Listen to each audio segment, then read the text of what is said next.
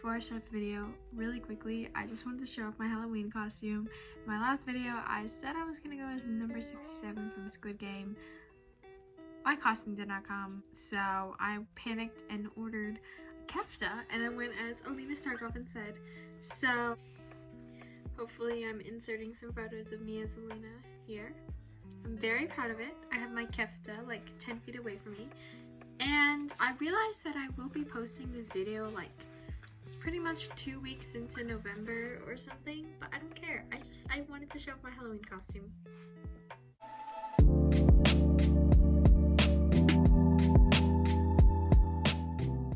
Hey y'all, what's up? I'm Sabrina and welcome back to my book note. So recently I've been in a bit of a book slump. I only finished about 3 books in August, 3 books in September, 4 books in October.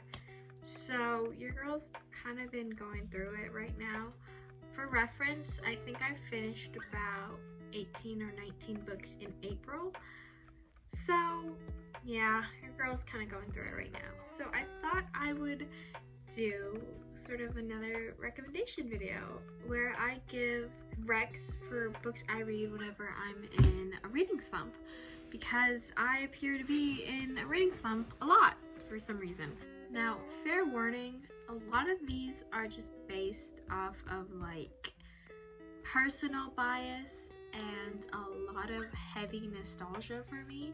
So what might work for me, and these specific books work really well for me whenever it comes to getting me out of a reading slump, might not work for everyone, but I honestly do think that if you read these books, if they don't get you out of reading slump, you definitely will finish these books pretty fast. So they will get you out of a slump, at least like momentarily, because I feel like all of them have this sort of like formula for just getting you into it and getting you through it, I guess. And some of these are also just like kind of comfort reads for me, but I chose them anyway because, again, if it helps me get out of a reading slump, then it works. And by help me get out of a reading slump, I just sort of mean like give me motivation to read more than like 2 pages a day, I guess. Sometimes these do work only like temporarily. Sometimes the motivation only lasts me through like 1 more book before the slump sort of hits again. Also, I think I might have already recommended some of these books or mentioned some of them in my other videos. I don't know. If I have, then I'm going to repeat. Because, you know, I can't give the same book recommendation for different purposes, I guess. So yeah, these are my books that usually help me get out of a reading slump. So here we go. Actually, before I start, I just want to say these aren't going to be very sophisticated books, okay? I don't know about you, but I can't read like a super hard, confusing classic to get me out of a slump.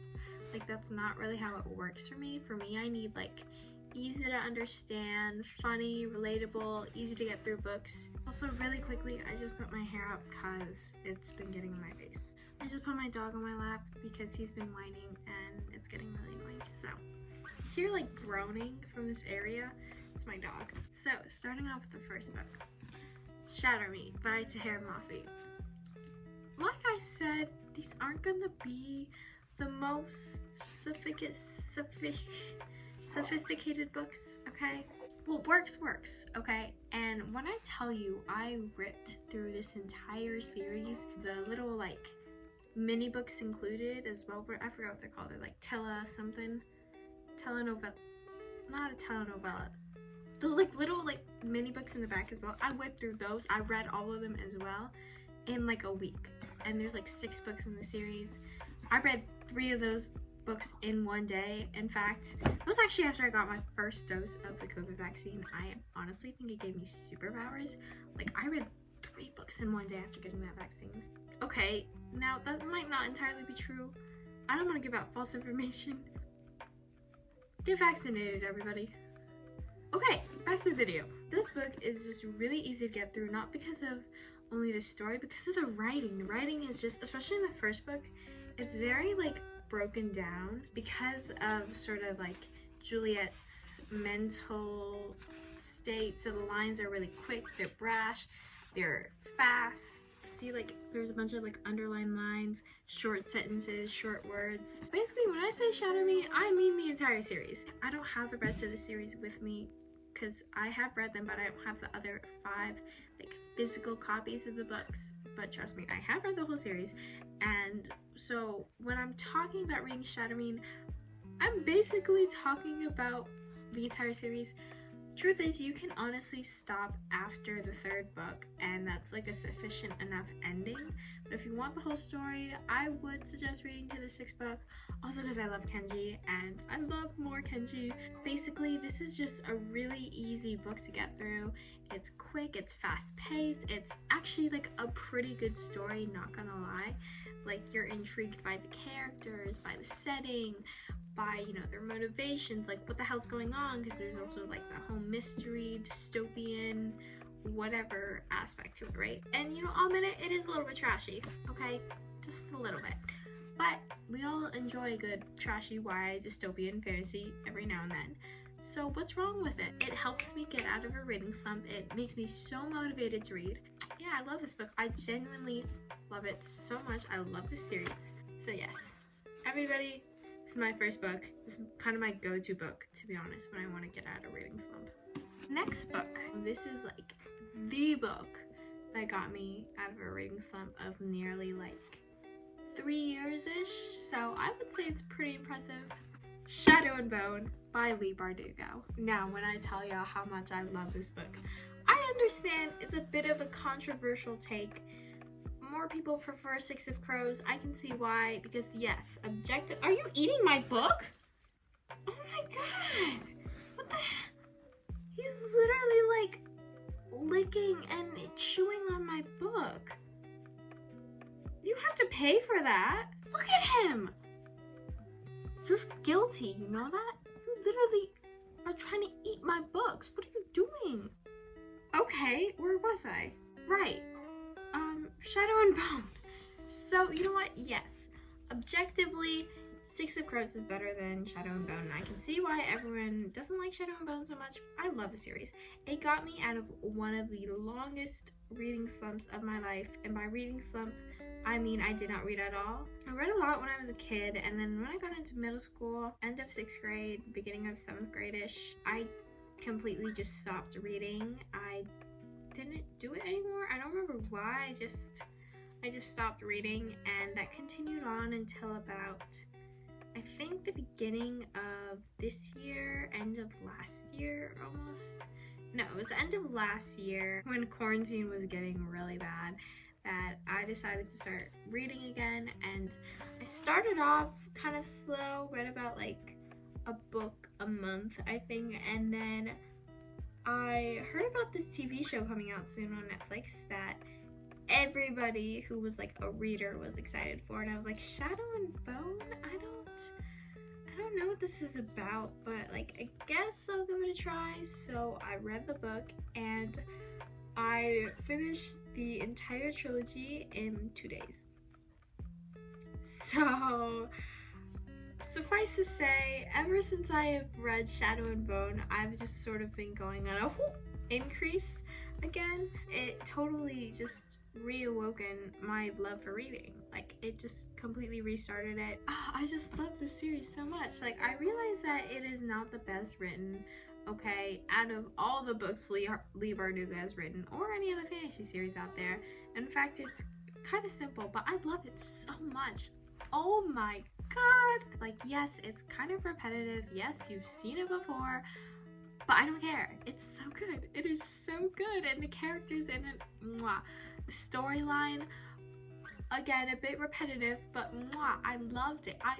I loved it. It is honestly pretty fast-paced, or at least I thought it was fast-paced, and there's just something about it that's so addicting that you can't stop reading. I don't even know what it is, and I've reread it like a bunch of times since then, and I love this book, and I reread it every single time I'm feeling a little bit down or I want to find motivation to start reading again. I just fall in love with it all over again. It's just, I love it so much. In conclusion, Shadow and Bone, I love you. Mwah. Everybody go watch the Netflix show. If you're ever looking for like a pretty simple but super fun, super addicting fantasy read, this is it for ya. And the Grishaverse, one of the best book fantasy universes out there. Not even kidding. So this little Bubba's is being really annoying, so I'm gonna take him off. Next book is also a bit of a trashy pick, I would say, but this has been my like go-to for the past, how many years has it been at this point? Let's just say more than like 5 years, maybe. Next book is The Selection by Kiera. Now hear me out, y'all. Hear me out. Is this a good book? No. But is it still a good book? Yes. It is bad, but it's so good. Like, I don't know how else to explain it. There's just something that makes you want to not stop reading. And Maxon, Prince Maxon, oh my god, I think he was like my first like official book guy crush. I don't know what to call it. The premise of it alone, okay, the premise of this story alone is a bit, you know, what it's like basically The Bachelor, but what if it was royalty and set in a dystopian future with a caste system. So yes, the concept itself sounds stupid, but the story, the book, oh my god, it's so good. Like I actually let my friend borrow this a couple days ago, and she said she read it all in one night, and it's so bad, but it's so addicting and you can't put it down. And I love all the characters, even though, you know, on rereads they tend to get more and more annoying every time, but you know what, we love that about them. We love the story, we love just everything about it, and the nostalgia this book brings back to me. I mean, this was like my holy grail. I come back to it every single time I'm feeling a little bit just unmotivated, a little bit bored, want some happiness, want some fun. So yes, you know, please don't judge me too heavily on this pick. Whatever works, you know what I mean? And I guarantee you, if you throw away that just sort of like bias you have, like, oh, I'm not gonna read this stupid book about like blah blah blah selection. I don't care, okay? If you don't want to read it, don't read it, but don't hate on those who want to read it, because it actually is a surprisingly good book. So just shut up, you know, give it a chance, give it a read, give it a whirl. Okay, so moving on to the next book. This is leaning more into my comfort book area. I think I've already recommended this book before, but I feel like it is like pretty criminally underrated. So next book is The Start of Me and You by Emery. So yeah, I love this book. I still come back to it. It is one of my comfort romance reads. I just realized like nearly all of these have romance in them some way, like a lot of romance. My bad. It's not a fantasy series for one. It's more on the modern side. This was obviously written like 2012 or something, but it is actually so good. And yes, I admit it is cringy. Most of these books are, okay, but that doesn't mean it's not good. Okay, there's something about it that you love the characters and you want to be in this world. Like every time I read this book, I'm so comforted, and it amazes me how much a book can just transport you into a world and get you invested in a characters, even if it's not the best written, you know, it's not the most well-written book, but it's just I love this book so much, and I never hear people talk about it, probably for good reason, but also I love it so much. I love it so much. And Max, oh my god, Max, I think he was like, I know I just said Prince Maxon was like my first book boy crush, but it actually might have been Max. One of those two must have been my first book boy crush. And I read it every single time. I want comfort every single time. I don't feel like reading something super heavy, and I just want to read, like I have the motivation, or I want to find the motivation. So I just pick up this book, go through it, read it, laugh a little, cry a little, you shouldn't be crying during this book. I'm just emotional, but you know, I love it so much, and the nostalgia it brings back for me. Mwah. I love this book so much. And remember, guys, take my recommendations with a grain of salt. A lot of heavy bias, a lot of personal nostalgia here.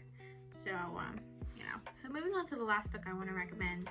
This is definitely like a heavy comfort read, maybe my go-to comfort read. I just go to this book, it's my default. It's my go-to. The final book is The Prisoner of Azkaban by... yeah, anyways, author aside, this is my book, y'all. This is my book. And I realize this is very like comfort read, but it definitely does get me out of a reading slump. This one is also definitely like heavy nostalgia in this book. I've read this book so many times, like it's actually insane. And I love it so much, and the characters and the story. This is actually one of the best stories in the series, I think. And it also has Remus and Sirius reuniting, so we love that. It has just overall the best construction, it has the best characters, it has the best relationships, the most interesting story. Like, I don't know what else to say. It's definitely on one of the shorter sides-ish, so it's not that hard to get through, and I love it. I love this book so much, and every single time I read it, I remember how much I love reading, because I would remember reading this as, you know, I was like a kid and being like, oh my god, I love reading, and it just sort of like, I don't know, evokes that like motivation in me again, and it's just, again, such a good book that no matter the nostalgia and like the feelings and the memories behind it, you still feel so motivated to read, and I love it so much. It's definitely my favorite book out of the series. Go-to comfort book, but also one of the best books that gets me out of a reading slump. So those are all my books. Yeah, that's basically all the books I wanted to recommend. If you watched this entire video, thank you so much for watching. If you liked it, give it a thumbs up. If you didn't, don't. If you really hated it, give it a thumbs down. Again, thank you so much for watching, and I'll see you next time. Bye!